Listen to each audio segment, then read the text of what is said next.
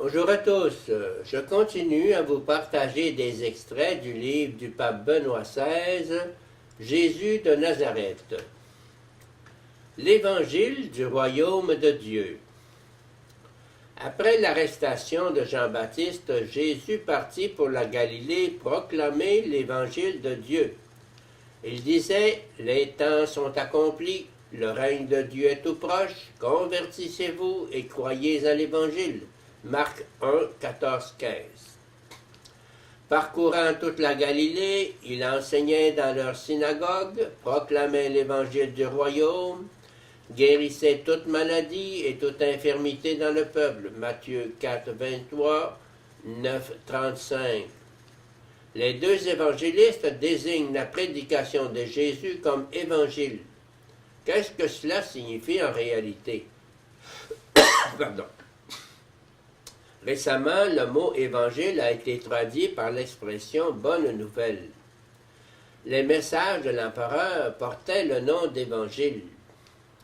L'idée sous-jacente était que ce qui émane de l'empereur est un message salvifique, une transformation du monde allant dans le sens du bien. Les évangélistes reprennent ce mot parce qu'ils veulent dire que ce que les empereurs qui se font passer pour Dieu prétendent à tort se réalise ici réellement. Un message délivré en toute autorité qui est réalité et non simple discours.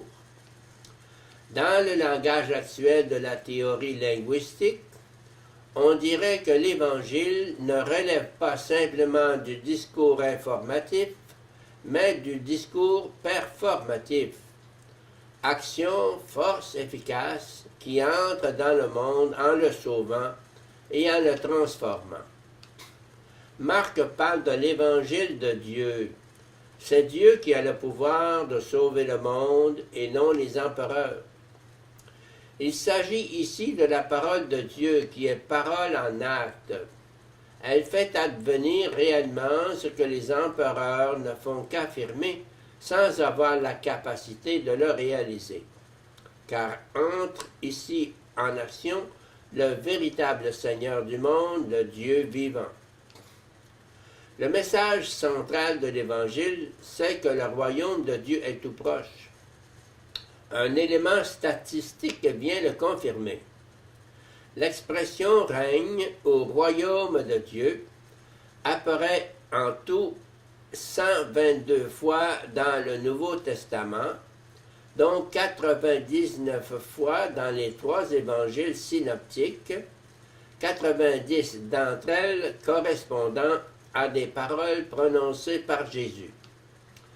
Dans l'Évangile de Jean et les autres écrits néo-testamentaires, cette expression a seulement un rôle marginal. On peut dire que si Jésus axe sa prédication pré-pascale sur le message du royaume de Dieu, c'est la Christologie qui est au centre de la prédication apostolique postérieure à Pâques.